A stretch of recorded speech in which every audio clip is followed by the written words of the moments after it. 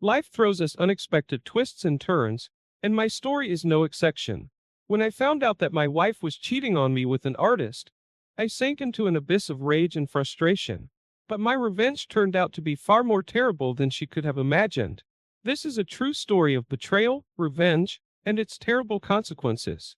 When I got home, my wife was still gone. I looked at the clock. It was almost 10 p.m. I wondered where she was.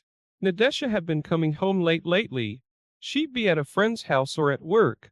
I didn't pay much attention to it. I didn't know what could happen. But today I thought about it for some reason. Maybe after there was no food in the fridge. Nadesha stopped cooking for a couple months now, but I always found something to eat. But today nothing at all. A car rumbled under the window. The door slammed. My wife's here. It's late today. And sure enough, a few minutes later, the front door lock clicked.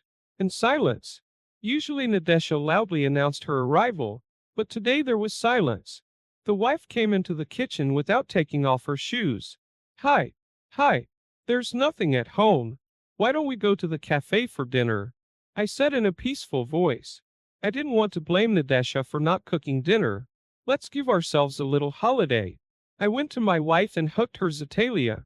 We haven't had a vacation together for so long. I tried to kiss her, but she pulled away. Yura, we need to talk. Her tone did not bode well, and I noticed that she was avoiding my gaze. I thought something was wrong. In a premonition of some as yet unclear calamity, my heart thumped rapidly. What's wrong? There's trouble at work. My wife sat down on the stool, still hiding her eyes. Yura, I'm leaving you. I asked. Let's do without scandal and clarification of relations. I've fallen in love with someone else, and I want to be with him. You've been a good husband and father all this time. It's not about you. It's just the way life is. A man should be happy. Nadesha looked at me with a guilty look. I'm sorry, but I can't go on like this. The surprise made me speechless for a while. I looked in front of me, trying to focus my eyes. My heart had fallen into my stomach and was cowering there, struggling to keep a steady beat. Nadesha, what about me? The children? In a voice that wasn't my own, I sneered. What children? Suddenly, she said angrily, the children are adults. I'll explain everything to them later. They will understand me. For almost 40 years I've been a housekeeper, a laundress, a nanny. And for everyone, and for you in the first place. I stopped being a woman, forgot that I could be loved too. And I want to love and be loved. Nadesha, my love was not enough for you. I said quietly, don't be her kin. I met a man and fell in love with him. Right now I'm leaving to him. Nadesha stood up. Wait, I looked at my wife. How long have you two been dating? 6 months now. But it can't go on like this. I was tired of lying to you and him, and I finally made a decision. It's better, more honest at least. Nadesha pulled a pack from her purse and took out a thin cigarette. This is the news. My wife smokes. Who's your new man? I tried to keep my emotions in a fist. He's an artist. Very talented. Nadesha flicked her lighter and looked at me. Not that. She didn't finish. But her eloquent look told me a lot. Strangely, she never cared what I did. My writing she thought of as grapple mania and child's play. Meaningless nonsense. The only thing that matters is what makes money. Many women, if not all, would have signed on to that proposition. I caught myself thinking about some nonsense. My wife, with whom I have 2 children, with whom I have lived for almost 40 years, is leaving me. And I'm thinking about whether I have talent. Is that bullshit? Yes, and another thing. Nadesha continued. I want this apartment and half the money from our joint account. I have to live on something and support a young lover. I thought, and I said out loud, and the fact that my parents left me the apartment, it's okay. But you still have a house in the country. I waved my hand. I didn't have the energy to deal with a division of property. Nadesha, you're an adult and you've made your decision. But I want you to know this. If you leave, there's no going back. The plasma was at my throat. I held on with all my might to keep from crying. Don't be fooled. It'll never happen. She said coldly and haughtily, picked up her bag and walked out of the kitchen. The front door slammed. I looked out the window and saw her get into the car. There was a silhouette looming in the passenger seat. Nadesha leaned toward him, and it was clear to me that they were kissing. It seemed to me that Nadesha was aware that I could see them, and was doing it on purpose to make me feel even more painful. A few minutes later, the car drove away. By the standards of the time, I got married quite early at the age of 20. In my 4th year at the Institute of Mechanical Engineering, Nadesha was 1 year younger than me, an excellent age difference for creating a strong family. In the first year of our life together, we had a son, and 9 years later, a daughter. Immediately after the institute, I went to the army as a 2-year officer. There paid a good salary, so Nadesha did not work and gave all her time to her son and daughter. My service went well, and I stayed on to serve in the army. I graduated from the academy and had excellent career prospects ahead of me, but the troubled times began. The Soviet Union was Genized, and I was sent on long business trips to hot spots. On one of these business trips, I was severely wounded in the head. By that time, I was already the chief of division intelligence. I was hospitalized for 4 months, until finally I was sent to the VVK to solve the issue of fitness for further service. They crumpled, felt, shone, and knocked for a long time. Finally, they came to a sad conclusion: not fit for further service. For all the good, they gave me an order, a pension certificate, and a pension for the wounded. My superiors shook my hand, wished me good luck, and safely forgot about me. And without pensioners, there's plenty to do. There are so many generals, and generals has multiplied. Try to feed them. I received the documents and prescriptions and went home safely. And some time later, the Soviet Union collapsed. All this time, Natasha was by my side, supporting me as best she could. And I could really see that she loved me. She really loved me. Waking up at night in the ward, I saw her, tired for the day, curled up on the couch, sleeping next to my bed. And now, Natasha, what have you done? After leaving the army, I went to work in my first specialty at a large metallurgical plant. 7 years later, I became chief engineer. So I had no problems with money, and I don't have any now. 55, I retired. Unexpectedly, I began to write. It's true, mostly in the desk. So probably, all this would have continued until Voronezh in the magazine did not print my story. Some time later, I got a call from Moscow, and was offered to write a screenplay based on this story. A year later, the movie came out. My name was in the credits, and it went on and on. Soon the first collection of stories came out, then another. Finally, a solid Moscow publishing house signed a contract with me, and I began to receive solid royalties. For what no one wanted to read before, fate plays man, and man plays the trumpet. All this time, I had no reason to reproach Natasha for anything. At least not once did the thought arise that she was unfaithful to me. The children are grown up now. They both had their own families, grandchildren. We lived well, at least I thought so. Throughout our marriage, I never once raised my voice at her. I never refused her anything. I took pleasure in giving her gifts. She had a dream of driving, so I bought her a car with my first fee. I loved her very much. I had no problems with her intimately either. Then I bought an old log house in the country near the forest on the shore of the lake, and was going to live in it the rest of the days with the woman I love. Natasha managed to preserve her natural beauty practically without resorting to the tricks of cosmetologists. I was terribly pleased to catch the envious glances of men and women when I was near her. I was proud that my favorite woman looked so attractive. So proud, asshole. They say women live by emotion, not reason. When she says she loves you, don't doubt it. It's true. She really loves you. In that moment. But that doesn't mean at all that she will love you tomorrow. Only naive idiots like me don't realize that. The relationship between a man and a woman is finite. Looks like my time is up and it's the other one's turn. Women's logic is a strange thing. I think women themselves are sometimes unable to fully comprehend it. I stared at the dark square of the window for a long time, as if I wanted to see my fate there. What was there to see? With my wife gone, my soul was empty. There was only half of me left. You have to fall in love to leave your husband of 40 years without hesitation. I don't even know when you were sincere, when you nursed me back to health, or now when you ruthlessly, without hesitation, left me for someone else. In the morning, I packed my things and called Natasha. I held the phone for a long time until I heard her sleepy voice. I vacated the apartment. How do I hand over the keys? I wanted to end the conversation quickly. For some reason, I didn't feel comfortable talking to her. That fast, she stretched out, drop it in the mailbox. You didn't have to be in such a hurry. You could have done more. I didn't listen and I passed out. She's thoughtful. She's a thing of the past for me. And the past, as you know, doesn't count. Autumn crept up unnoticed. Our divorce went quickly and smoothly. We had no property claims against each other. The children are adults.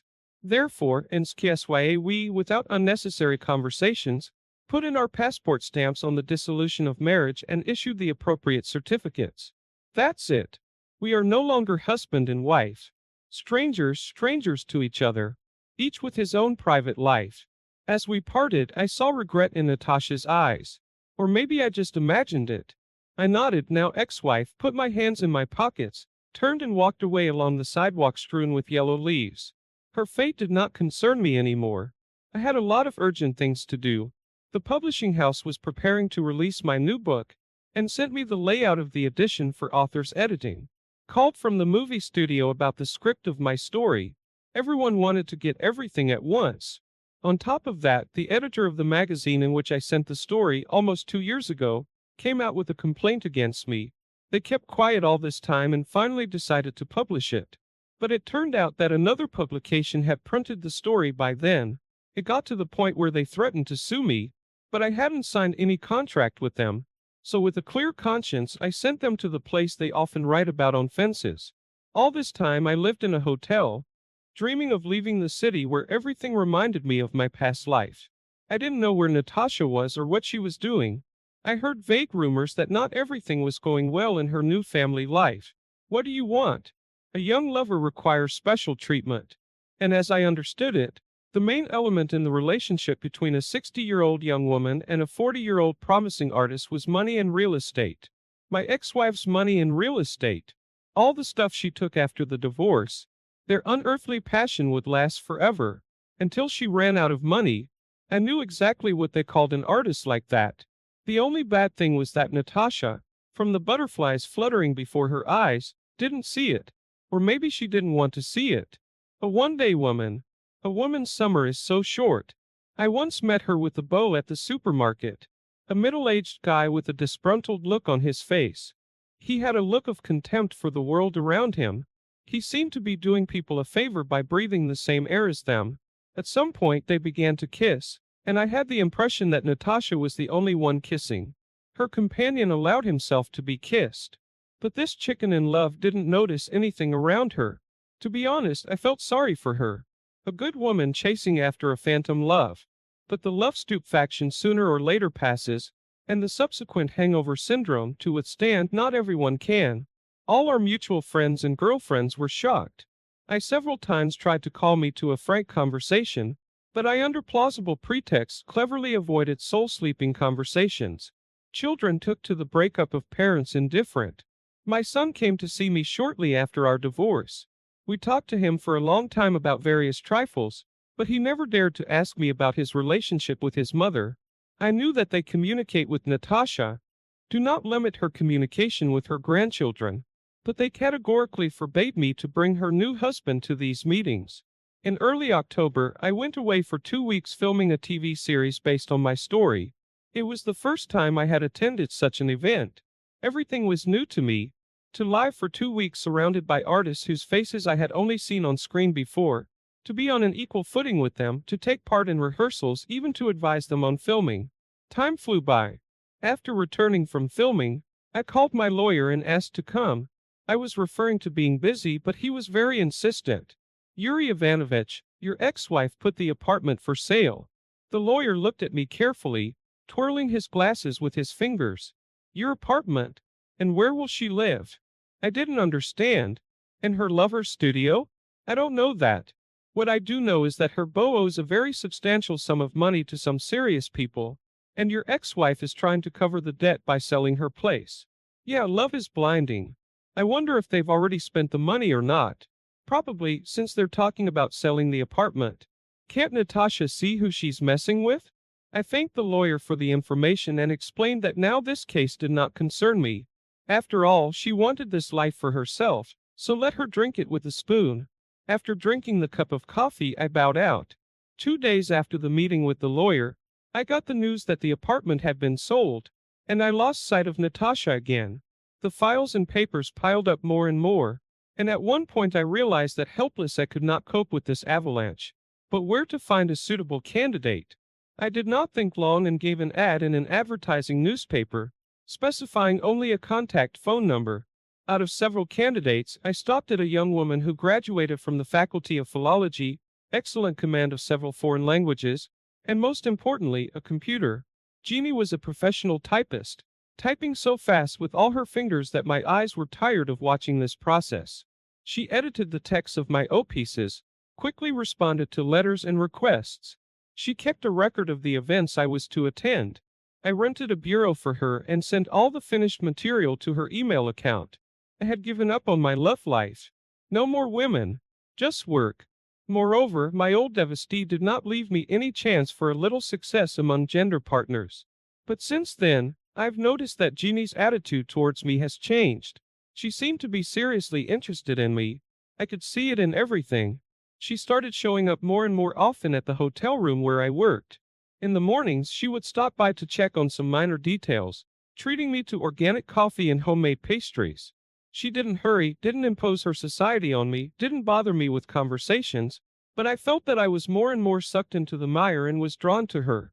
That fall evening, I arrived at the hotel quite late.